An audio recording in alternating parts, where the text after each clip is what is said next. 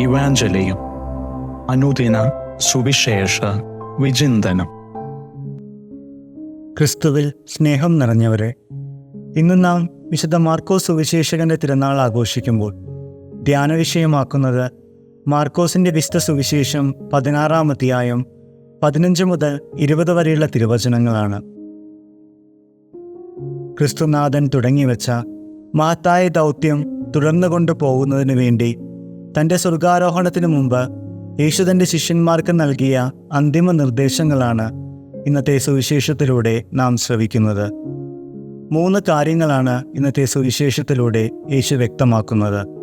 ഒന്നാമതായി, സുവിശേഷവൽക്കരിക്കുവാനുള്ള നമ്മുടെ സാർവത്രിക വിളി.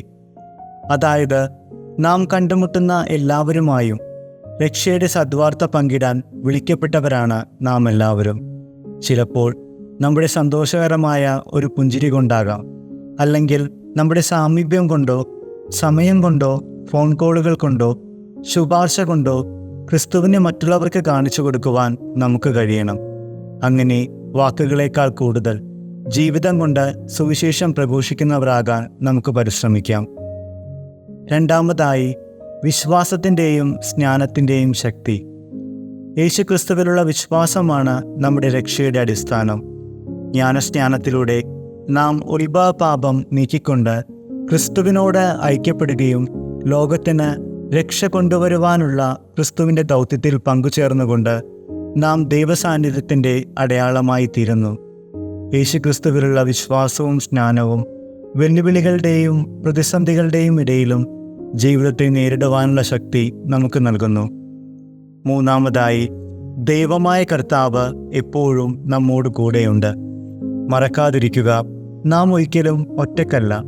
നമ്മുടെ വിശ്വാസം നമ്മുടെ സ്വന്തം യോഗ്യതകളിലോ കഴിവുകളിലോ അധിഷ്ഠിതമല്ല, മറിച്ച് ദൈവപുത്രനായ യേശുക്രിസ്തുവിലൂടെ നമുക്ക് സൗജന്യമായി ലഭിച്ച ദൈവകൃപയാലാണ്.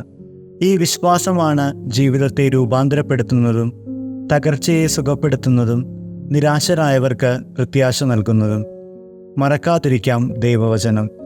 ജോഷുവയുടെ പുസ്തകം 1-ാം അധ്യായം 9-ാം വാക്യം: നിന്റെ ദൈവമായ കർത്താവ് നീ പോകുന്നിടത്തെല്ലാം നിന്നോടുകൂടെ ഉണ്ടായിരിക്കും. സ്നേഹം നിറഞ്ഞവരെ, നാം കണ്ടുമുട്ടുന്ന എല്ലാവരുമായും ദൈവസ്നേഹത്തിൻ്റെയും കരുണയുടെയും രക്ഷയുടെയും സന്ദേശം പങ്കിടാൻ സദ്വാർത്തതയുടെ വാഹകരാകാനുള്ള വിളി സ്വീകരിച്ചുകൊണ്ട് നമുക്ക് നമ്മെ തന്നെ ദൈവസാന്നിധ്യത്തിൻ്റെ അടയാളമായി മാറിക്കൊണ്ട് ക്രിസ്തു സ്നേഹത്താൽ ജ്വലിക്കുന്ന ഹൃദയത്തോടെ ക്രൂശിക്കപ്പെട്ട ഉയർത്തെഴുന്നേറ്റവൻ്റെ സാന്നിധ്യത്തിലും ശക്തിയിലുമാണ് ക്രിസ്തീയ ജീവിതം ജീവിക്കുന്നതെന്ന സന്ദേശത്തോടെ ജീവിതം കൊണ്ട് ക്രിസ്തുവിനെ നമുക്ക് പ്രഘോഷിക്കാം. അതിനുള്ള ദൈവാനുഗ്രഹങ്ങൾ നമ്മിൽ നിറയട്ടെ. ആമേൻ.